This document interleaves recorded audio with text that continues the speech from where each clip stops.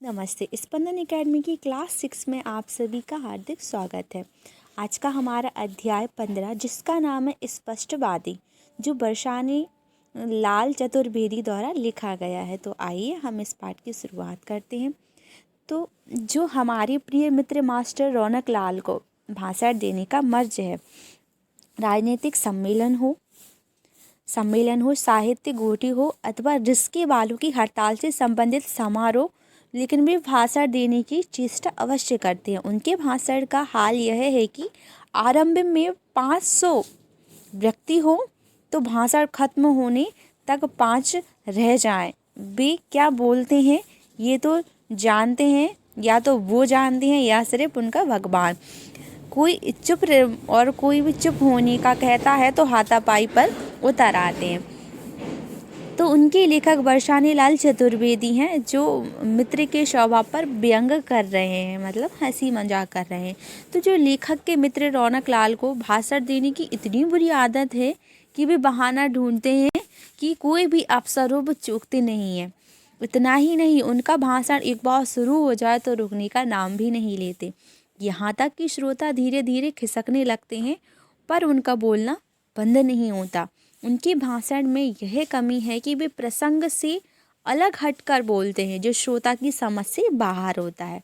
यदि कोई साहस करे उन्हें चुप कराने का, तो उनके वह मारपीट पर उतर आते हैं। तो जो इसमें पंक्तियों में जो विशेषता है, जो मानवीय स्वभाव की कमजोरियों पर व्यंग किया गया है। अब है दूसरा हमारा टॉपिक कि बाहर की दुनिया में जो स्पष्टवादी होते हैं, बाहर की दुनिया में स्पष्टवादी की प्रतिज्ञा निभ गई, किंतु घर में इस प्रतिज्ञा को झक मारकर तोड़ना पड़ा।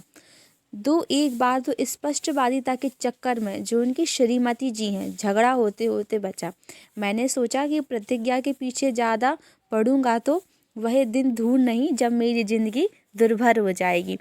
तो इन पंक्तियों में स्पष्टवादिता का क्षोभ प्रकट कर रहे हैं लेखक कि अपनी स्पष्टतावादी के कारण बाहर की दुनिया में जब मुश्किलें बढ़ने लगीं तो लेखक ने बोलना ही छोड़ दिया, परंतु उनकी प्रतिज्ञा नहीं छोड़ी।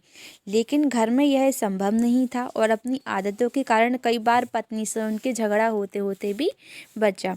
अब लेखक समझ गए कि अगर उन्होंने स्पष्टवादिता की आदत नहीं छोड़ी तो उनका जीवन कठिन हो जाएगा।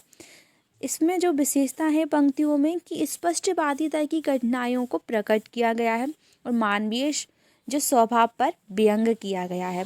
तो आइए हम इस पाठ का सारांश समझते हैं। कि लेखक लिखते हैं कि बचपन से ही उन्हें यह सिखाया गया है कि सदा सच बोलना चाहिए और स्पष्टतावादी होना चाहिए तथा किसी को धोखे में नहीं रखना चाहिए। अब लेखक को यह सच्चाई की सीधी राह सरल लगी और उन्होंने स्पष्टवादी बनने की ठान ली। लेकिन उसका नतीजा यह हुआ कि उन्हें काफ़ी मुसीबतों का सामना करना पड़ा।